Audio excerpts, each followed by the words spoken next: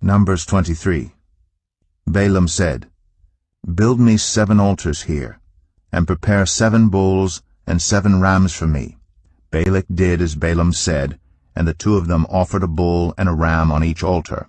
Then Balaam said to Balak, Stay here beside your offering while I go aside. Perhaps the Lord will come to meet with me. Whatever he reveals to me, I will tell you. Then he went off to a barren height. God met with him, and Balaam said, I have prepared 7 altars, and on each altar I have offered a bull and a ram. The Lord put a word in Balaam's mouth and said, Go back to Balak and give him this word. So he went back to him and found him standing beside his offering with all the Moabite officials. Then Balaam spoke his message. Balak brought me from Aram, the king of Moab, from the eastern mountains. Come, he said, curse Jacob for me. Come, denounce Israel. How can I curse those whom God has not cursed? How can I denounce those whom the Lord has not denounced? From the rocky peaks I see them. From the heights I view them. I see a people who live apart and do not consider themselves one of the nations. Who can count the dust of Jacob, or number even 1/4 of Israel? Let me die the death of the righteous, and may my final end be like theirs. Balak said to Balaam, What have you done to me? I brought you to curse my enemies, but you have done nothing but bless them. He answered, Must I not speak what the Lord puts in my mouth? Then Balak said to him, Come with me to another place where you can see them. You will not see them all, but only the outskirts of their camp, and from there curse them for me. So he took him to the field of Zophim on the top of Pisgah, and there he built 7 altars and offered a bull and a ram on each altar. Balaam said to Balak, Stay here beside your offering while I meet with him over there. The Lord met with Balaam and put a word in his mouth and said, Go back to Balak and give him this word. So he went to him and found him standing beside his offering with the Moabite officials. Balak asked him, What did the Lord say? Then he spoke his message. Arise, Balak, and listen. Hear me, son of Zippor. God is not human, that he should lie, not a human being, that he should change his mind. Does he speak and then not act? Does he promise and not fulfill? I have received a command to bless. He has blessed, and I cannot change it. No misfortune is seen in Jacob, no misery observed in Israel. The Lord their God is with them. The shout of the king is among them. God brought them out of Egypt. They have the strength of a wild ox. There is no divination against Jacob, no evil omens against Israel. It will now be said of Jacob and of Israel, See what God has done.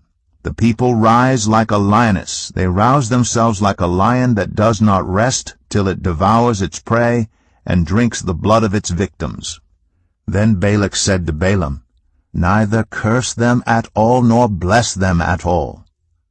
Balaam answered, Did I not tell you I must do whatever the Lord says? Then Balak said to Balaam, Come, let me take you to another place. Perhaps it will please God to let you curse them for me from there. And Balak took Balaam to the top of Peor, overlooking the wasteland. Balaam said, Build me 7 altars here, and prepare 7 bulls and 7 rams for me. Balak did as Balaam had said, and offered a bull and a ram on each altar. Numbers 24.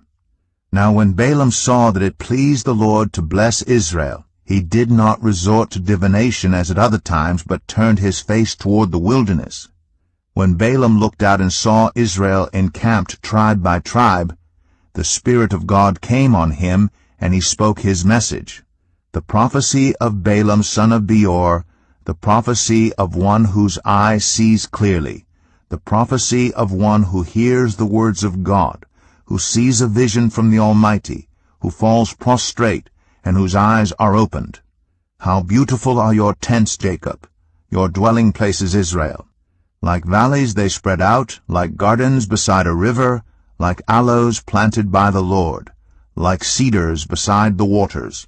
Water will flow from their buckets, their seed will have abundant water. Their king will be greater than Agag, Their kingdom will be exalted. God brought them out of Egypt. They have the strength of a wild ox. They devour hostile nations and break their bones in pieces. With their arrows they pierce them. Like a lion they crouch and lie down, like a lioness who dares to rouse them. May those who bless you be blessed, and those who curse you be cursed. Then Balak's anger burned against Balaam. He struck his hands together and said to him, I summoned you to curse my enemies, but you have blessed them these 3 times. Now leave at once and go home. I said I would reward you handsomely, but the Lord has kept you from being rewarded. Balaam answered Balak, Did I not tell the messengers you sent me, even if Balak gave me all the silver and gold in his palace, I could not do anything of my own accord, good or bad, to go beyond the command of the Lord, and I must say only what the Lord says. Now I am going back to my people, but come, let me warn you of what this people will do to your people in days to come. Then he spoke his message. The prophecy of Balaam son of Beor, the prophecy of one whose eye sees clearly, the prophecy of one who hears the words of God, who has knowledge from the Most High, who sees a vision from the Almighty, who falls prostrate, and whose eyes are opened. I see him, but not now. I behold him, but not near. A star will come out of Jacob, a scepter will rise out of Israel. He will crush the foreheads of Moab, the skulls of all the people of Sheth. Edom will be conquered, Seir his enemy will be conquered, but Israel will grow strong. A ruler will come out of Jacob and destroy the survivors of the city. Then Balaam saw Amalek and spoke his message. Amalek was first among the nations, but their end will be utter destruction. Then he saw the Kenites and spoke his message. Your dwelling place is secure. Your nest is set in a rock. Yet you Kenites will be destroyed when Asshur takes you captive. Then he spoke his message. Alas, who can live when God does this? Ships will come from the shores of Cyprus. They will subdue Asshur and Eber, but they too will come to ruin. Then Balaam got up and returned home, and Balak went his own way. Numbers 25.